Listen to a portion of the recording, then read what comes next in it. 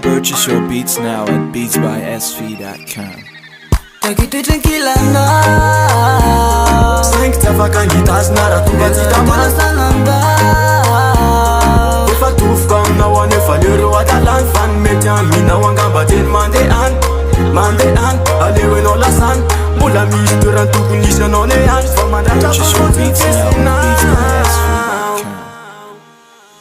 malika le ny androko ny teo anilanao ty zarizary mihitsy ne anoho ny fisinao tsy haiko mihitsy zany oa rambatsapanao fa ny fitiavanao mihitsy ngamba notsy fohinao banezaka ihany anao zay azoko atao nataoko zao rehetra ankoatrany ty fanao fa ny sisa azoko atao ngamba teny mifandao fa tiana sy nisira mihitsy ny zavatra natao fotoana kely fotsy no niarahanay mampitampotampoka eo imasoko izy ny mananao fatany aza rara ina tsono zay izy ny vitatsika tany fa ny ataoko sisa de manao sakany ty efa tany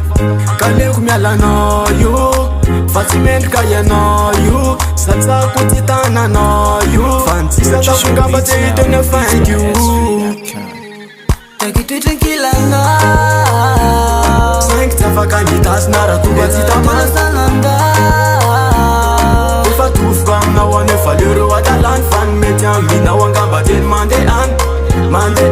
aleo enao lasany mbola misy toerany tokony isy anao ne any fa mandratra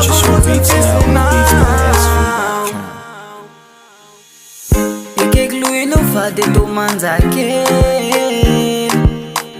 raha nendrika ivilany de mampitehitsy vizy tsy manisy namana fa zatra mandere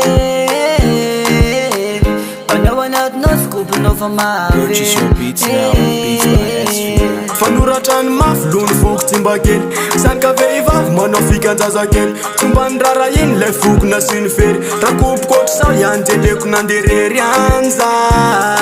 kanefa sitrapoky ihany ka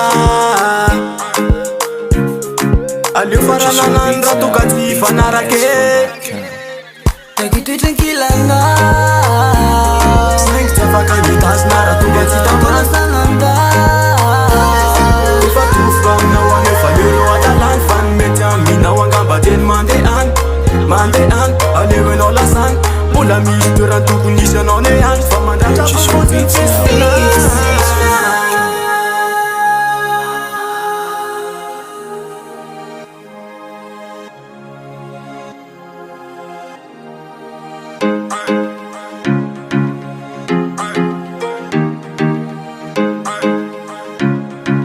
Purchase your beats now at beatsbysv.com. Talk Records.